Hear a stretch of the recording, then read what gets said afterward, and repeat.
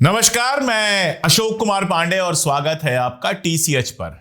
जज साहब का ट्रांसफर कर दिया गया है। संभल मामले में पुलिस वालों पर एफआईआर दर्ज कराने की, खास तौर पर अनुज चौधरी पर एफआईआर दर्ज कराने की बात जिन्होंने की थी, उन जज साहब का, विभांशु सुधीर साहब का ट्रांसफर कर दिया गया है। वो पहले सीजेएम थे, सीजेएम से ट्रांसफर करके, संभल के सीजेएम से ट्रांसफर करके उनको सुल्तानपुर का सिविल जज बना दिया गया है। आप ये भी कह सकते हैं कि ट्रांसफर के साथ साथ डिमोशन कर दिया गया है। वैसे तो ये पहली बार नहीं है, लेकिन योगी सरकार ने इस मामले में बिल्कुल क्लियर कर दिया है कि वो किसके साथ खड़ी है। आप कह सकते हैं कई लोगों के ट्रांसफर का ऑर्डर निकला है, उसमें एक ट्रांसफर सीजेएम साहब यानी विभांशु सुधीर का भी है। लेकिन जरा इस घटनाक्रम को आप याद करेंगे और यह देखेंगे कि उनकी जगह पर किसको लाया गया है, तो शक की सुइयां अपने आप खड़खड़ाने लगती हैं। उनकी जगह पर लाया गया है आदित्य सिंह जी को। आदित्य सिंह जी संभल के नए सीजेएम होंगे, चीफ जुडिशियल मजिस्ट्रेट होंगे। अब आदित्य सिंह जी वही हैं जो सिविल जज सीनियर डिवीजन के पोस्ट पर रहते हुए जामा मस्जिद के सर्वे का आदेश दे चुके हैं। वही जामा मस्जिद जिससे सारा बवाल शुरू होता है, जिसको लेकर अनुज चौधरी चर्चा में आते हैं, जिसमें आरोप लगता है कि अनुज चौधरी के नेतृत्व में पुलिस वालों ने गोलियां चलाई, जिसको लेकर आलम के पिता यामीन ने याचिका की थी और याचिका पर ही यह आदेश हुआ था कि अनुज चौधरी सहित कुछ पुलिस वालों के खिलाफ एफआईआर की जाए।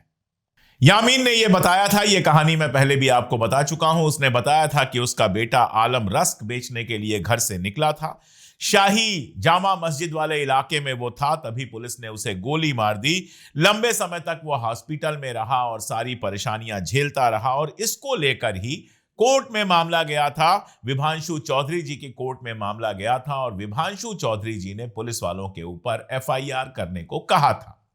अब देखिए होना क्या चाहिए था। मैं ये नहीं कह रहा कि अनुज चौधरी दोषी है कि नहीं है। मैं कौन होता हूं, इस कुर्सी पर बैठकर मैं जज नहीं हो सकता हूं। बहुत सारे पत्रकार अपनी कुर्सी पर बैठते हैं तो उनको लगता है वो सारी दुनिया के जज हैं। मैं ऐसा नहीं सोचता हूं। लेकिन एक जो लीगल प्रोसेस होता है, वो लीगल प्रोसेस क्या था? एफआईआर करने को कहा गया, एफआईआर की जाती और एफआईआर करने के बाद जांच होती। अगर गलत निकलते तो सजा होती और अगर सही निकलते तो बाइज्जत बरी हो जाते। लेकिन आप देखते हैं कि जो ही यह फैसला आता है कि उनके खिलाफ एफआईआर होनी चाहिए, एफआईआर करने की जगह वहां के पुलिस अधीक्षक साहब जो कृष्ण कुमार बिश्नोई साहब हैं, उन्होंने बिल्कुल क्लियर कर दिया था कि एफआईआर नहीं होगी क्योंकि विभागीय जांच हो चुकी है। आप खुद जांच कर चुके हैं, उनका प्रमोशन हो चुका है, अनुज चौधरी का प्रमोशन हो चुका है और इसके लिए आप सीजेएम का आदेश नहीं मानेंगे, इसके खिलाफ हाई कोर्ट में जाएंगे। सवाल अब भी वही है, इस ट्रांसफर के बावजूद सवाल अब भी वही है कि मामला अगर कोर्ट में जाएगा, क्योंकि नए जज आते ही पुराने फैसले को कैंसिल तो नहीं कर सकते। फैसला तो हो गया, कानून का फैसला दर्ज हो गया, अब आपको हाई कोर्ट में जाना पड़ेगा इसके खिलाफ। और अगर हाई कोर्ट में भी एफआईआर दर्ज कराने के लिए कहा जाता है तो क्या किया जाएगा, यह सवाल तो अब भी है। लेकिन प्रशासन ने जो इशारा किया है वो खतरनाक है।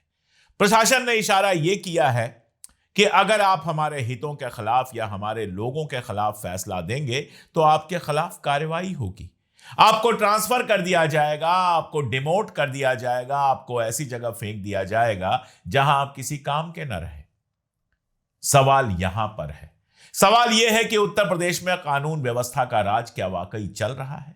सवाल यह है कि क्या वाकई योगी जी के राज में न्याय हो रहा है? एक तरफ आप देखिए अभिमुक्तेश्वरानंद जी का मामला, शंकराचार्य वो है कि नहीं है इस पर नोटिस मिल जाता है, तमाम सारा तमाशा होता है। दूसरी तरफ सतुआ बाबा जो हैं वो पूरे प्रोटोकॉल के साथ नहाने जाते हैं। क्यों? क्योंकि अभिमुक्तेश्वरानंद जी योगी आदित्यनाथ पर लगातार सवाल उठा रहे हैं। वो तो ये भी सवाल पूछ रहे हैं कि जब आप सत्ता में बैठे हैं तो योगी कैसे हैं। मुझे कहानी याद आई कुंभन दास की। कुंभन दास जो थे उनको अकबर ने बुलाया अपने दरबार में, सीकरी में बुलाया, जहां उनका दरबार लगता था, फतेहपुर सीकरी में। कुंभन दास ने लौट के लिखा कि संतन को कहा सीकरी सो काम, आवत जात पनहिया टूटी, बिसर गयो प्रभु नाम। यानी जो संत है उसको सिंहासन से क्या मतलब है, जो संत है उसको दरबार से क्या मतलब है। अगर दरबार में वो फेरे लगाता रहेगा तब तो भगवान का नाम भूल जाएगा। एक वो संत थे जो दरबार जाने से बचते थे, और दूसरी तरफ ऐसे संत हैं जो मुख्यमंत्री बनकर बैठे हैं, जो बड़ी बड़ी गाड़ियों में चल रहे हैं, जो हवाई जहाज में चल रहे हैं, जो सत्ता की गोद में बैठने के लिए मरे जा रहे हैं, जो सत्ता की दलाली में 24 घंटे लगे हुए हैं, जो दिन रात नफरत फैलाने का काम कर रहे हैं, कथावाचक के नाम पर पता नहीं क्या क्या कर रहे हैं। ये सारे लोग संत कैसे हो सकते हैं? यही सवाल पूछा है अविमुक्तेश्वरानंद ने कि गद्दी पर बैठकर, मुख्यमंत्री की गद्दी पर बैठकर आप संत कैसे हो सकते हैं, योगी कैसे हो सकते हैं? योगी तो तब थे जब गोरखनाथ पीठ पर आप बैठे थे, गोरखनाथ पीठ की आपको मठाधीशी दी गई थी, तब तो आप योगी थे। लेकिन उत्तर प्रदेश की राजनीति की कुर्सी पर बैठकर, मुख्यमंत्री की कुर्सी पर बैठकर आप योगी कैसे हो सकते हैं? सवाल पूछ लिया गोहत्या से जुड़ा कि भारतीय जनता पार्टी से जुड़े जो लोग हैं वो बीफ की बाकायदा फैक्ट्री चला रहे हैं, उनके यहां गायों को काटा जाता है। ये सारे सवाल जब पूछ लिए, कुंभ के दौरान के सवाल पूछ लिए, तो वो अपराधी हो गए। उनको स्नान करने से रोका गया, अब उनको नोटिस दी गई है, और जाने क्या क्या तमाशा चल रहा है। मैं आपको बता दूं, ज्यादा पुरानी बात नहीं है, कुंभ की ही बात है कि उस समय जो पत्रिका छपी थी, उस पत्रिका में, सरकारी पत्रिका थी, उस पत्रिका में उनको शंकराचार्य लिखा गया था। अब मामला बिगड़ गया तो सवाल उनसे पूछा जा रहा है कि आप शंकराचार्य कैसे हैं? एक तरफ तो यह है कि जो सरकार की बीन बजाए, जो सरकार के हां में हां मिलाए, वही कवि है, वही लेखक है, वही पत्रकार है, वही धर्मगुरु है। और दूसरी तरफ यह है कि सरकार पर जो सवाल उठाए उसको किनारे लगा दो। जस्टिस लोया की बात मैं नहीं करूंगा, वो बहुत खतरनाक है, उस पर तो जाने क्या क्या हो जाएगा, लेकिन कुछ घटनाएं मैं आपको जरूर याद दिलाऊंगा। 2020 के दिल्ली दंगों पर पुलिस की जो निष्क्रियता थी उस पर सवाल उठाया था जस्टिस मुरलीधर ने, और भारतीय जनता पार्टी के नेताओं पर एफआईआर दर्ज करने का आदेश दिया था। सरकार पर सवाल उठाया था तो उनका ट्रांसफर दिल्ली से उठाकर पंजाब एंड हरियाणा हाईकोर्ट में कर दिया गया। तब भी यही लगा था कि दिल्ली दंगों पर जब सब लोग खामोश थे, जस्टिस मुरलीधर आगे आए, उन्होंने बोला तो उनको उठाकर फेंक दिया गया पंजाब एंड हरियाणा हाईकोर्ट में। अगस्त 2025 में जस्टिस बी मदन लोकुर ने एक लेख लिखा था कि केंद्र सरकार ने जस्टिस एस मुरलीधर द्वारा दिए गए एक विशेष फैसले पर असंतोष का हवाला देते हुए शीर्ष न्यायालय के कॉलेजियम पर बार बार दबाव डाला था कि उन्हें दिल्ली उच्च न्यायालय से ट्रांसफर कर दिया जाए। एक और किस्सा पुराना याद दिलाता हूं, गुजरात हाईकोर्ट के जस्टिस अकील कुरैशी का। जस्टिस अकील कुरैशी वही हैं जिन्होंने अमित शाह को जेल भेजने का आदेश दिया था, जिसके बाद कॉलेजियम ने उन्हें मध्य प्रदेश हाई कोर्ट का चीफ जस्टिस बनाने की सिफारिश की थी, लेकिन मोदी सरकार ने वो सिफारिश नहीं मानी और justice Aqeel Qureshi Madhya Pradesh high court के चीफ जस्टिस नहीं बन पाए। 2010 का मामला था। 2010 में बॉम्बे उच्च न्यायालय के न्यायाधीश के रूप में उन्होंने भाजपा के दिग्गज नेता, जो अब गृह मंत्री हैं अमित शाह, उनको सोहराबुद्दीन शेख फर्जी मुठभेड़ मामले में सीबीआई हिरासत में भेजा था। नवंबर 2018 में जब गुजरात के मुख्य न्यायाधीश का पद खाली हुआ तो सबसे सीनियर जस्टिस जो थे वो जस्टिस कुरैशी थे, लेकिन उनको वहां बैठने नहीं दिया गया। क्यों नहीं बैठने दिया गया बताने की जरूरत नहीं है। अभी हाल की बात है, राजस्थान के जयपुर कमर्शियल कोर्ट में जज थे दिनेश कुमार गुप्ता। उन्होंने अदानी ग्रुप की कंपनी पर 1400 करोड़ की अनुचित कमाई का आरोप लगाया था, फैसला दिया था और सीएजी ऑडिट करने को बोला था, लेकिन राज्य सरकार जिसका पैसा उन्होंने बचाया था, राज्य सरकार का पैसा बचाया था, लेकिन राज्य सरकार ने उसी दिन उनका ट्रांसफर बीवर जिला कोर्ट में कर दिया, जो जयपुर से 200 किलोमीटर दूर है। मध्य प्रदेश के जस्टिस श्रीधरन का मामला तो आप जानते ही हैं। जब ऑपरेशन सिंदूर के दौरान भारतीय सेना की प्रवक्ता कर्नल सोफिया कुरैशी के खिलाफ भारतीय जनता पार्टी के मंत्री विजय शाह ने टिप्पणी की थी, सांप्रदायिक टिप्पणी की थी, उनके खिलाफ फैसला दिया था जस्टिस श्रीधरन ने। पहले भी कई फैसले दे चुके थे। उसके बाद क्या हुआ?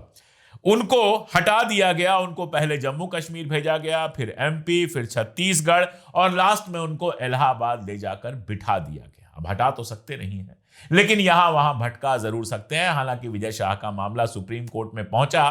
माफी भी उन्होंने मांगी, लेकिन सुप्रीम कोर्ट भी उनकी माफी को काफी मानने के लिए तैयार नहीं है और उसने बहुत कम वक्त दिया है, शायद 1 महीने का वक्त दिया है या 15 दिन का वक्त दिया है, जिसमें एसआईटी को अपनी रिपोर्ट देनी है। उसके बाद शाह साहब के खिलाफ कार्रवाई होगी।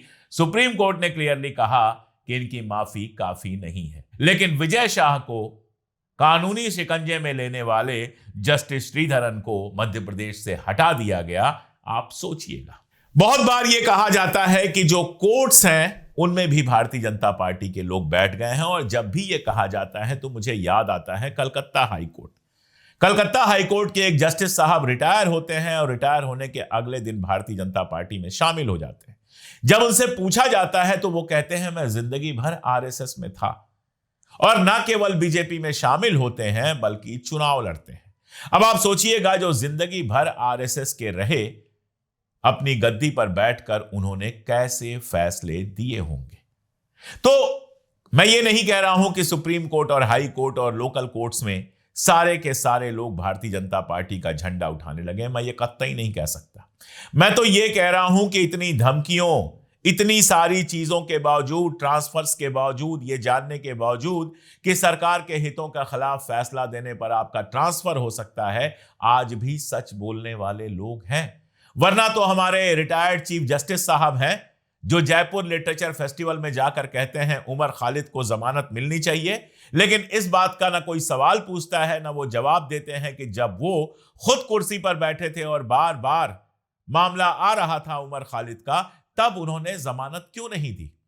अपने टाइम में सारा गोल गोल घुमाते रहे और रिटायर होने के बाद बड़ी बड़ी बातें कर रहे हैं। ऐसे भी बहुत सारे लोग हैं, लेकिन इन सबके बावजूद कुछ लोग तो अभी भी ऐसे हैं जो झुकने को तैयार नहीं है, जो कानून की किताब से चलते हैं, जो नियम और कानून से चलते हैं। लेकिन इसके अलावा इसमें कोई दो राय नहीं है कि कोर्ट्स के अंदर भी मामला बहुत बिगड़ गया है।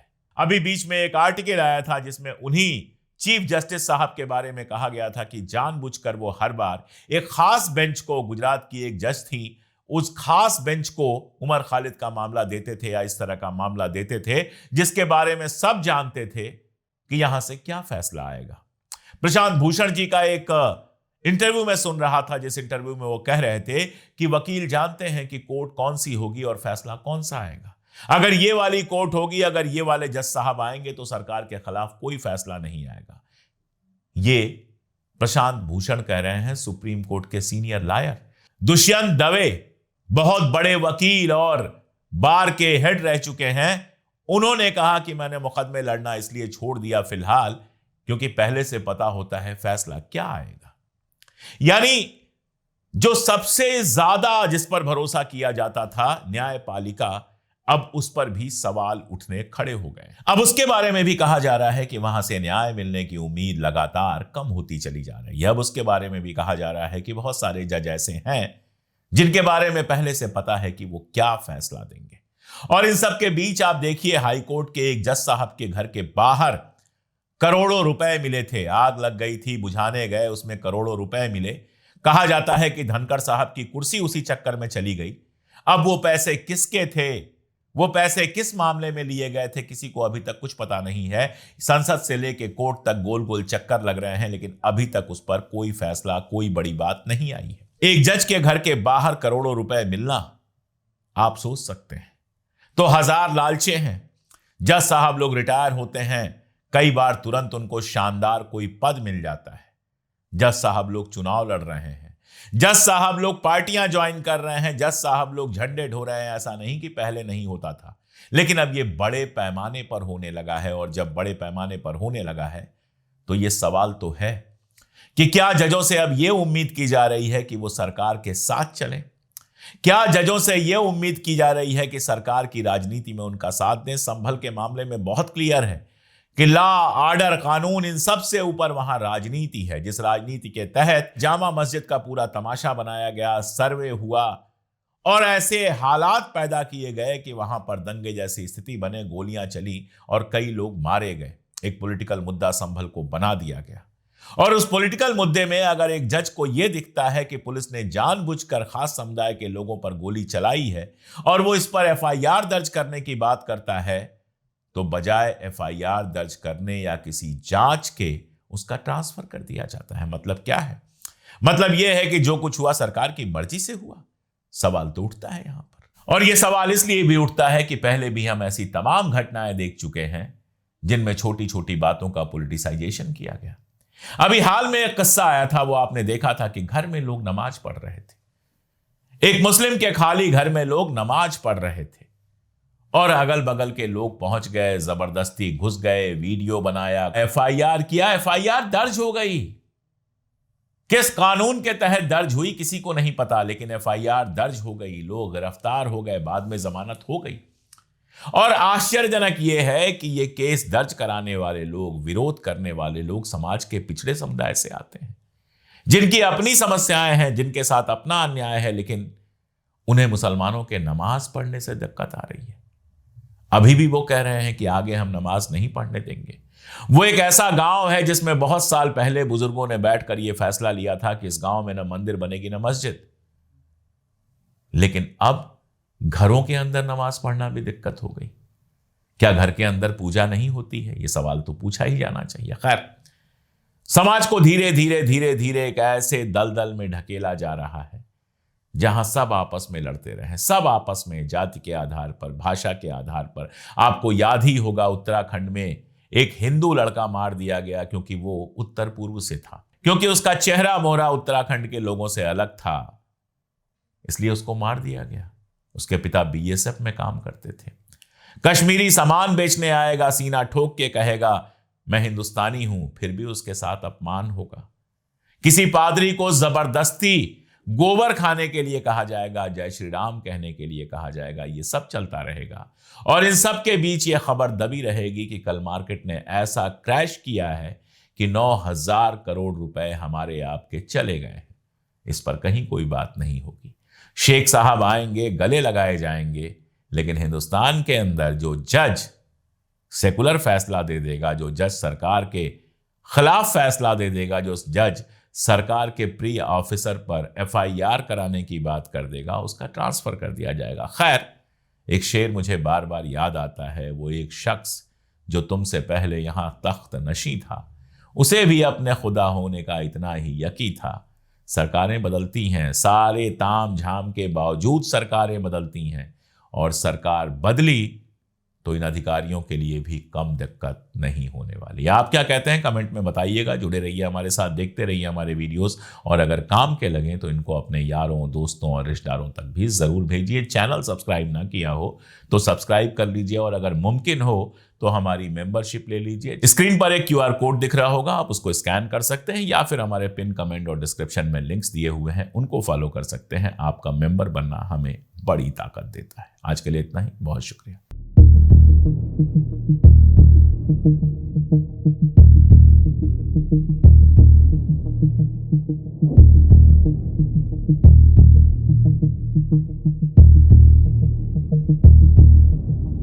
Thank you.